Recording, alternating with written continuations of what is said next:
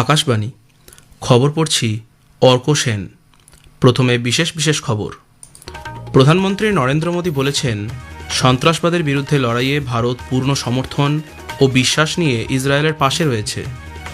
ভারত ও ইসরায়েলের মধ্যে কৌশলগত সম্পর্ক শক্তিশালী করার ক্ষেত্রে অসাধারণ অবদানের স্বীকৃতিস্বরূপ প্রধানমন্ত্রী নরেন্দ্র মোদীকে সে দেশের সংসদে speaker of the Knesset medal প্রদান করা হয়েছে। এক বড় ডিজিটাল জালিয়াতির মামলায় 6টি রাজ্য জুড়ে ব্যাপক তল্লাশি অভিযান চালিয়ে কেন্দ্রীয় তদন্ত ব্যুরো সিবিআই 3 অভিযুক্তকে গ্রেফতার করেছে। আসন্ন হোলি উপলক্ষে যাত্রীদের মসৃণ, নিরাপদ এবং আরামদায়ক ভ্রমণের জন্য ভারতীয় রেল বিশেষ ব্যবস্থা গ্রহণ করেছে। ইরান ও মার্কিন যুক্তরাষ্ট্রের কূটনৈতিক আধিকারিকরা দ্বিপাক্ষিক পারমাণবিক চুক্তি সংক্রান্ত আলোচনার জন্য আজ জেনেভায় 3য় দফার বৈঠক করবেন। আইসিসি টি-20 ক্রিকেট বিশ্বকাপে আজ ভারত জিম্বাবুয়ে ও অন্য ম্যাচে ওয়েস্ট ইন্ডিজ দক্ষিণ আফ্রিকার বিরুদ্ধে খেলবে। আসছি বিস্তারিত খবরে। প্রধানমন্ত্রী নরেন্দ্র মোদী বলেছেন, সন্ত্রাসবাদের বিরুদ্ধে লড়াইয়ে ভারত পূর্ণ সমর্থন ও বিশ্বাস নিয়ে ইসরায়েলের পাশে রয়েছে। সেদেশের সংসদ নেসেটে ভাষণ দিতে গিয়ে তিনি বলেন, পৃথিবীর যে কোনো স্থানে জঙ্গি কার্যকলাপের বিরুদ্ধে সকলের রুখে দাঁড়ানো জরুরি। কোনো ক্ষেত্রেই সাধারণ মানুষের জীবনহানি মেনে নেওয়া যায় না। ভারতও দীর্ঘ সময় ধরে সন্ত্রাসবাদের যন্ত্রণা সহ্য করেছে। 26/11 মুম্বাই হামলার কথা উল্লেখ করে তিনি বলেন, ভারত জঙ্গি কার্যকলাপের বিরুদ্ধে আপোষহীন নীতি গ্রহণ করেছে। India stands with Israel firmly with full conviction in this moment and beyond. No cause can justify the murder of civilians. Nothing can justify terrorism. India has also endured the pain of terrorism for a long time. We have consistent and uncompromising policy of zero tolerance for terrorism with no double standards. সন্ত্রাসবাদের বিরুদ্ধে ধারাবাহিক এবং সমন্বিত পদক্ষেপ গ্রহণের আহ্বান জানান শ্রী মোদী। প্রধানমন্ত্রী 2023-এর 7ই অক্টোবর হামাসের আক্রমণে প্রাণ হারানো ইসরায়েলের বাসিন্দাদের জন্য শোক প্রকাশ করেন। ভারতীয়রা তাঁদের যন্ত্রণা অনুভব করে বলে শ্রী মোদী জানান। রাষ্ট্রসংঘের নিরাপত্তা পরিষদের গাজা শান্তি উদ্যোগের কথা তুলে ধরে প্রধানমন্ত্রী বলেন, ওই অঞ্চলে স্থায়ী শান্তি প্রতিষ্ঠার ক্ষেত্রে এই প্রচেষ্টাকে ভারত স্বাগত জানায়। তিনি বলেন, গত কয়েক বছরে ভারত বিশ্বের দ্রুত বিকাশশীল অর্থনীতির দেশগুলির একটি হয়ে উঠেছে। শীঘ্রই এই দেশ বিশ্বের 3য় বৃহত্তম অর্থনীতির দেশ হয়ে উঠবে বলে দৃঢ় প্রত্যয় ব্যক্ত করেন Shri Modi. India has been the fastest growing major economy in the world. Soon we will be among the top 3 economies globally. At the same time, Israel is a powerhouse of innovation and technological leadership. This creates a natural foundation for our forward-looking partnership. We are committed to expanding trade, strengthening investment flows, and promoting joint infrastructure development.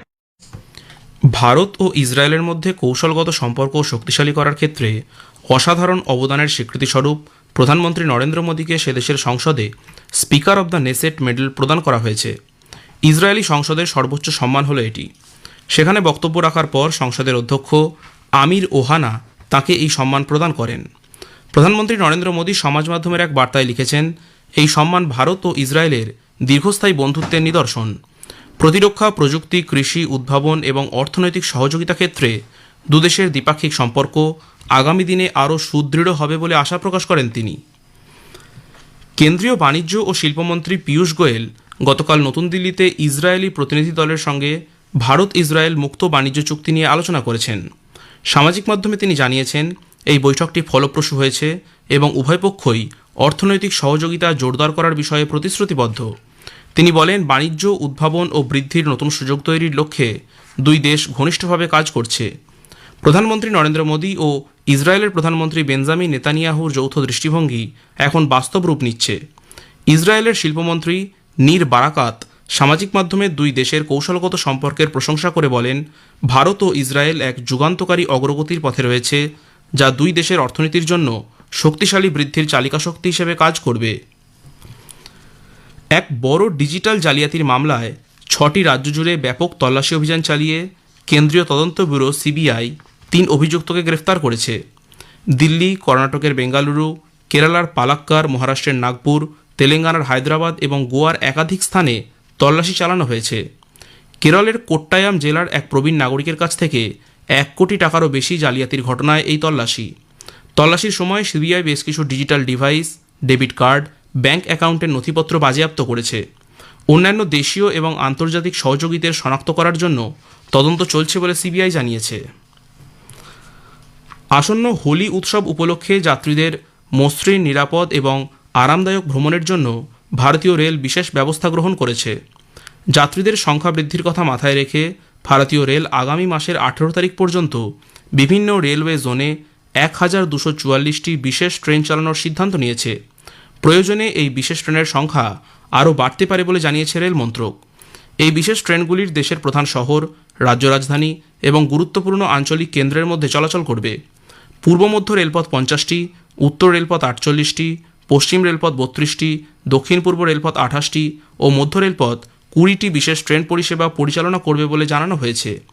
যাত্রী ভিড় সামাল দিতে ও সারা দেশে উৎসব উদযাপনকারী লক্ষ লক্ষ যাত্রীর সময় মতো ভ্রমণের সুবিধার্থে এই পরিষেবা চালু করা হয়েছে বলে মন্ত্রক জানিয়েছে।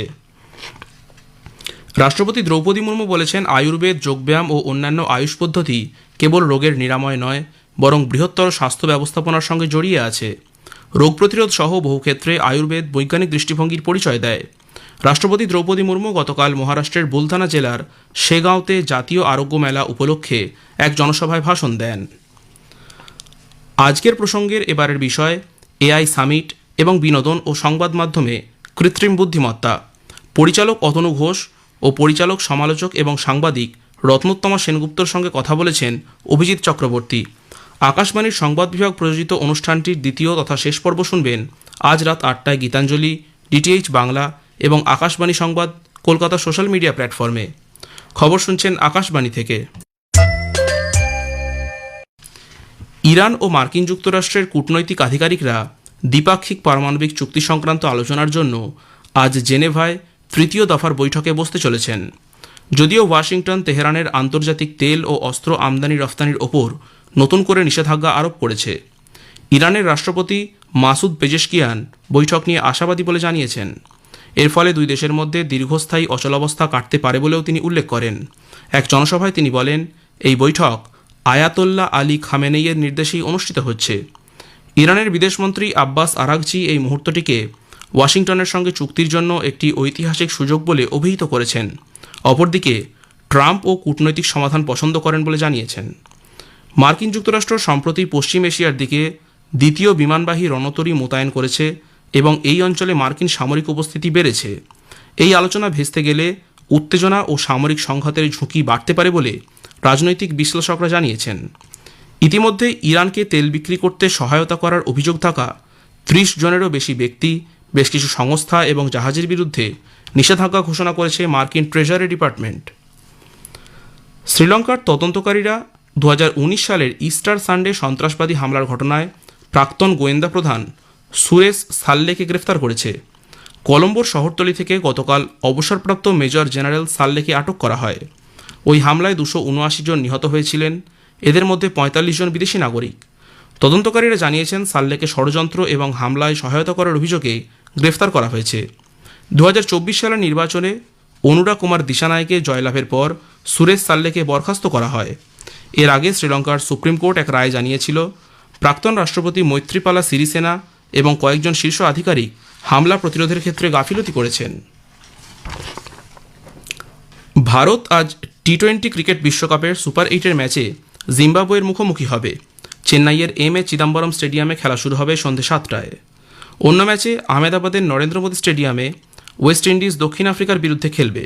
খেলা শুরু হবে দুপুর 3টে। দুই দলই সুপার 8-এ তাদের প্রথম ম্যাচ জিতেছে। শেষ করার আগে খবরের বিশেষ কিছু অংশ আরও একবার। প্রধানমন্ত্রী নরেন্দ্র মোদী বলেছেন, সন্ত্রাসবাদের বিরুদ্ধে লড়াইয়ে ভারত পূর্ণ সমর্থন ও বিশ্বাস নিয়ে ইসরায়েলের পাশে রয়েছে। ভারত ও ইসরায়েলের মধ্যে কৌশলগত সম্পর্ক শক্তিশালী করার ক্ষেত্রে অসাধারণ অবদানের স্বীকৃতিস্বরূপ প্রধানমন্ত্রী নরেন্দ্র মোদীকে সে দেশের সংসদে speaker of the Knesset medal প্রদান করা হয়েছে।